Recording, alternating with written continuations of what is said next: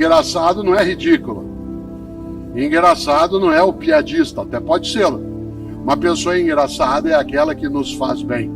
Porque uma pessoa que nos faz mal é a que não tem graça, por isso ela é desgraçada. A palavra graça, né, no latim, que é gracia, né, escreve com T, gratia, gracia significa aquilo que é protegido, que é cuidado, que é abençoado. Alguns dos cristãos, especialmente os católicos, têm uma oração que diz Ave Maria cheia de graça. Esta ideia é muito marcante, porque a expressão graça do latim, ela é uma tradução de uma expressão grega antiga, muito bonita, que é caris. Caris. Caris, da onde vem carisma, da onde vem carismático, da onde vem eucaristia. Vocês sabem que o prefixo eu, em grego, significa bom, né, ou boa. Por isso, eucaristia é a boa graça, a boa bênção. Muita gente, quando partilha uma refeição, seja, né, dentro de uma igreja, de um templo ou de um outro lugar, às vezes dá graças, rende graças. Afinal, a expressão caris no grego antigo é cuidado, protegido. O que é uma pessoa carismática? É aquela que nos faz bem. E tem gente que se coloca como propósito fazer bem aquilo que faz e fazer o bem também naquilo que faz. Uma pessoa cheia de graça, há um termo para ela, que pode até parecer estranho, mas uma pessoa cheia de graça é uma pessoa engraçada. Atenção, engraçado não é ridículo. Engraçado não é o piadista, até pode ser. Uma pessoa engraçada é aquela que nos faz bem. Porque uma pessoa que nos faz mal é a que não tem graça, por isso ela é desgraçada. Uma cidade que nos faz bem é uma cidade cheia de graça. Um trabalho que nos faz bem é cheio de graça. O que se ausenta na graça, a gente diz que desgraça. Por isso, olha só, você já ouviu isso ou já disse? Ah, trabalho desgraçado. Ô empresa desgraçada. Ô família desgraçada. E agora com as redes sociais e tal, a família pode mostrar em larga escala que ela é um tribunal que não tem recesso, que funciona 24 horas de modo ininterrupto. E aí há pessoas que olham e dizem, ô família desgraçada. Eu moro em São Paulo, como disse, há 55 anos. É comum a pessoa dizer, ô cidade desgraçada. Ô governo desgraçado. Ô professor desgraçado. Quando eu era criança em Londrina, desgraçado era palavrão. A gente precisa cuidado. Eram duas palavras que eram proibidas quando eu era criança em casa. Desgraçado, que meu pai Antônio e minha mãe Emília impediam que a gente o fizesse. E a outra era lazarento. Hoje em dia nem faz muito sentido a palavra lazarento, ela parece um pouco arcaica, né? Minha mãe Emília, que faleceu com 93 anos, ela gostava muito de eu contar para ela duas piadas. E eu gostava de contar porque ela pedia para contar de novo, e eu podia contar outras vezes, não porque ela estivesse sem memória, mas porque ela ria muito. Uma delas é uma piada cheia de graça, porque às vezes eu dizia para ela que isso poderia valer para nós, claro que de modo humorado, em que diz que o menininho de 5 anos, a mãe proibiu que ele fizesse algo, ele virou para ela e falou assim, filha da puta. Ela falou, quem que é filha da puta? Ele falou, eu. E ela ria muito dessa história, porque aquilo tinha uma graça interna, independentemente do palavrão, né, tinha algo que encantava naquilo. A outra, ela era professora, tal como eu sou, e ela dizia algo que tem a ver até com a noção de vida, trabalho e propósito. Ela disse que a mãe, 6 da manhã, foi lá acordar o filho e falou, filho, acorda, tá na hora de você levantar, você tem que ir para a escola. Ai, não, mãe, deixa eu ficar na cama. Filho, levanta, por favor. Você tem que ir para a escola. Ah, mãe, não quero ir, deixa eu dormir. Eu não aguento aqueles meninos, não aguento aquelas professoras. Filho, você tem que levantar, filho. Você é o diretor da escola. Tá? O tema Por que fazemos o que fazemos nos lembra algo no ponto de partida, que é segunda-feira, 6 da manhã. Toca o teu despertador. Você quer dormir mais um pouco? É só cansaço. Você não quer levantar de jeito nenhum. É estresse. Qual é a diferença entre cansaço e estresse? Cansaço resulta de um esforço intenso. Estresse resulta de um esforço sem sentido. Uma vida estressante é aquela em que você não enxerga o propósito. Uma vida cansativa é aquela que você tem esforços intensos. Exemplo concreto. Toca o despertador, segunda-feira, você não quer levantar. Você até põe lá o automático para ele tocar depois de novo. Segunda-feira, 6 da manhã, você não quer sair da cama. Você não quer que ninguém te chame. Você vira para a pessoa com quem você está dormindo e diz, liga lá e diz que eu morri. Você está rezando para dar alguma encrenca no trânsito para não ter nada aquele dia. Como é que você cura cansaço? Descansando. Como é que você muda estresse? Buscando propósito. Evidentemente. O cansaço vem do esforço intenso. Há muitas pessoas aqui que são pais, mães, avós, cuidam de crianças, seja como adultos, em que é muito cansativo. Criança te exaure. Criança faz com que você entre em estado de exaustão.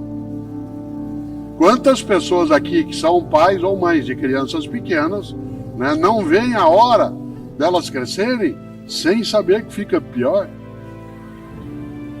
Que quando eles são pequenos você não dorme porque eles não deixam. E depois quando eles crescem você não dorme porque eles não chegam. Né? Claro! Ainda assim, tem propósito. Quer ver um exemplo? Uma mãe, isso mais na costa feminina, 2/3 do trabalho que é feito no mundo para a humanidade ficar viva é feita por mulheres, o trabalho. De cada 3 horas que se trabalha no planeta para a humanidade continuar viva, 2 delas são as mulheres que fazem, uma são os homens. O que é um desequilíbrio brutal. O que leva uma parte das mulheres a estarem ainda mais cansadas, mas não necessariamente estressadas. O estresse vem quando você não tem reconhecimento, não vê sentido naquilo que você está fazendo. Olha só, pessoas que aqui atuam na área da saúde, que passaram 2020 e 2021, nós estamos nos aproximando da data do primeiro óbito por Covid no Brasil, regulamentado oficialmente, que foi 17 de março de 2020. Eu nunca me esqueço, porque no 15 de março de 2020 eu fui fazer um programa de TV, um programa do Faustão. Aliás, eu estava nele a semana passada, lá no Arquivo Pessoal, sendo homenageado, que para mim foi muito honroso, mas fui fazer o programa e já era sem público. E nós não tínhamos óbito registrado ainda. No dia 15 de março de 2020, isto é, há 3 anos. A gente imaginava que logo aquilo sairia. O horror que veio, aquilo que nos marcou, machucou, feriu, colocou em luto de muitos modos, só não foi mais horroroso porque mulheres e homens neste país e fora daqui, no seu propósito de cuidar, não desistiram. Ficaram cansados, exaustos. Você tem dezenas de imagens na cabeça, e quem aqui é da área de saúde sabe, na enfermagem, na física, na medicina, na nutrição, na área de apoio, no transporte. Pessoas que a gente via as imagens em setembro, outubro de 2020, caídas no canto, encostadas nas paredes dos hospitais, exaustas, e não desistiram. Ah, doença desgraçada. Então vamos enfrentar. E por isso um monte de gente cheia de graça foi atrás. Insisto, não confunda cansaço com estresse. A gente tem que saber qual é o lugar que a gente deseja e as razões. Eu, todas as vezes que posso, conto algo que eu vou contar agora de novo. Todo ano.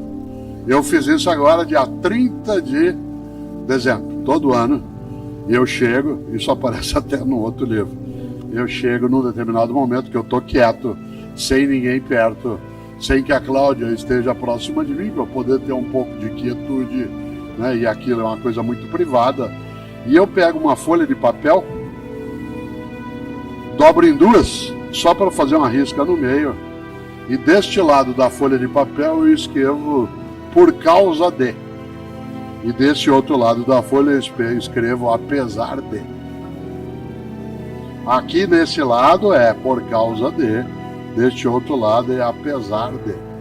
E aí eu coloco para mim perguntas e temas, do tipo: continuo casado com Cláudia por causa do amor, por causa do cuidado recíproco, por causa da alegria. Continuo casado com Cláudia, apesar das discussões, apesar de algumas encrencas. Continuo na atividade de docência e escrita por causa da partilha, por causa da formação, por causa da alegria. Apesar do cansaço, apesar da dificuldade. Atenção, isso eu faço para várias coisas. E a finalidade é só uma. Para cada uma das situações que eu coloco, se a lista dos apesares for maior do que a lista dos por causa, é porque eu tenho que mudar. Em outras palavras, se os senões, os obstáculos, ultrapassarem o número de razões, é sinal de que há alguma coisa errada. E aí o que eu estou tendo é uma vida desgraçada, a qual falte graça. Não é casual que dentro da palavra graça venha para nós alguma série de expressões que é gratuidade, que é a ideia de agradecer. A noção que em espanhol se usa, que é gracias, ou em italiano grazie.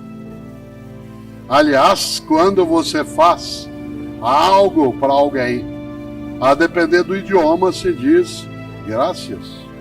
Nosso idioma ainda usa muito obrigado.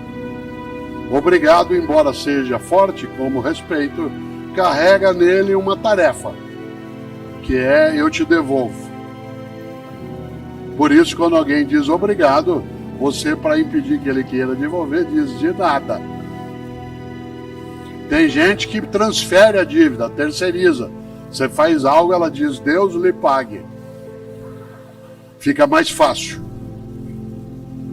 Mas alguns idiomas, entre eles, como se mencionei, especialmente o espanhol, a ideia é graças.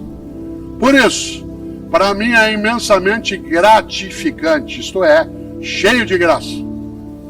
Para mim é especialmente algo que me agrada, aquilo que faz com que eu saia melhor do que eu cheguei, porque no propósito que tenho, que é fazer com que você, por exemplo, até ficasse mais um pouco, até imaginasse que apesar do horário, do dia, do cansaço, você permanece. Eu, Cortella, agora estou cansado, mas eu não estou estressado, porque tem um propósito. Eu quero descansar quando for fazê-lo, mas eu não quero deixar de fazer o que aqui faço. E mesmo que fosse algo que não tivesse tanta acolhida como tive, tantos aplausos, tantos afagos, mesmo que eu não tivesse chegado aqui hoje e pudesse apertar a mão pela primeira vez, alguém como o Pepe, que vi tantas vezes jogar e que me deu alegrias. Quando me mudei para São Paulo, Pepe, eu fui morar a 3 quarteirões do Pacaembu. Isso no final de 1967. E até eu crescer um pouco, menino com menos de 18 anos não pagava. Eu ia ao Pacaembu às terças, quartas, quintas, sábado e domingo. Vi todos os grandes times, especialmente o meu. Algumas vezes aqui na Vila Belmiro. Para mim, o jogo mais marcante, um jogo aqui, Santos e Botafogo, em que você fez um gol. Aliás, se fez mais de 400, então alguns passaram por aí. É cheio de graça, mas é preciso que eu continue levantando aquilo. O apesar de tem que ser menor do que o por causa. Em outras palavras, para ir amarrando e fechando, as razões têm de ser maiores do que os senões. E aí, algo que escrevi um dia no livro, que é a admiração imensa que eu tenho por um professor britânico de matemática chamado Charles Dodson. Charles Dodson é uma pessoa admirável, porque ele resolveu escrever livros de filosofia sob a capa de livro infantil. E ele adotou um pseudônimo que é Lewis Carroll. Você conhece Charles Dodson como professor? Não, mas como escritor, Lewis Carroll, que fez Alice no País das Maravilhas, entre outras coisas, que é um livro de lógica. É um livro que lida com o pensamento lógico e com a falta de lógica. Você se lembra que Alice está brincando no jardim, vê um coelho branco, sai correndo, ele entra numa toca, ela entra junto, cai lá, e cai no mundo que as coisas parecem que não fazem o menor sentido. E ela está ali perdida, e é uma cena inesquecível, que você se lembra, eu queria retomá-la para fazer o fecho e depois completo, e aí termino de fato. Ela encontra várias vezes algumas personagens, mas o personagem que eu mais gosto é um gato. Esse gato que ela encontra algumas vezes, aparece só o sorriso dele, ou só o rabo dele. Uma hora Alice vê o gato no alto da árvore, fala assim: o senhor pode me ajudar? Ele diz: claro. Ela fala: para onde vai essa estrada? Ele fez para ela a grande pergunta da vida, que é: para onde você quer ir? Ela falou: não sei, eu estou perdida. Ele disse: para quem não sabe para onde vai, qualquer caminho serve. Sempre tem alguém que diz: mas não dá para dar um jeitinho. E aí é perigoso, porque para pegar o Brasil de agora, vamos lembrar uma frase antiga dos bombeiros: nenhum incêndio começa grande. Nenhum incêndio começa grande. Todo incêndio começa com uma faísca, uma fagulha, um disparo. Aliás, outro dia eu estava fazendo uma palestra sobre ética. Estava cheio, como hoje. Ao terminá-la, uma senhora se aproximou de mim e disse assim: o senhor não trouxe livros para vender? Eu disse: olha, eu não vendo livro, porque eu não posso emitir nota fiscal e nem o ticket do cartão de livro, porque eu sou da área de prestação de serviços e por isso não tenho como fazê-lo. Ela disse: ah, mas não precisa de nota, não. Eu falei: e o ticket do cartão? Ah, também não. Eu falei: a senhora estava na minha palestra? Ela falou: estava. Foi então onde nós dois está no lugar errado. Claro. Por que eu estou dizendo isso? Porque uma das coisas boas dos novos tempos, e que é preciso a gente superar, inovar e transformar, é uma lógica muito perigosa, que é cada um por si, Deus por todos. Nossa nação precisa, na família, na escola, na empresa, na religião, da ideia de que é um por todos e todos por um. Afinal, eu repito sempre, como disse um dia Mahatma Gandhi: olho por olho, uma hora acabamos todos cegos. Olho por olho, uma hora acabamos todos cegos. Por isso precisa cautela. E eu estou dizendo isso nesse polo porque superar não é só aquilo que está dentro de nós, mas é superar também algumas formas nossas de fazer a vida coletiva. Daí que alguns livros, eles tratam também dessa temática. E o mais interessante é que o livro Não Nascemos Prontos, aliás, ele é apoiado numa ideia estranha, contra essa ideia. Tem uma ideia estranha que circula por aí, que diz que uma pessoa, quanto mais ela vive, mais velha ela fica. Isso é uma bobagem. Para que alguém, quanto mais vivesse, mais velho ficasse, teria que ter nascido pronto e ir se gastando. Isso não acontece com gente, acontece com fogão, sapato, geladeira, fogão de chapar de geladeira que nasce pronto e vai se gastando. Gente nasce não pronta e vai se fazendo. Eu, Cortella, em 2018, sou a minha mais nova edição. Revista um pouco ampliada, mas a minha mais nova edição. Eu não nasci pronto e vim me gastando, eu nasci não pronto e vim me fazendo.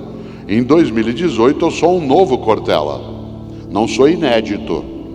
Muito do que eu sou eu trouxe da minha história, mas eu não sou mais o mesmo. Isso significa que na minha história eu tenho raízes, não tenho âncoras. Cuidado, há uma diferença entre raiz e âncora. A raiz alimenta, a âncora imobiliza. Há pessoas que no passado têm âncoras e ficam o tempo todo dizendo: no meu tempo, aqui não é mais assim.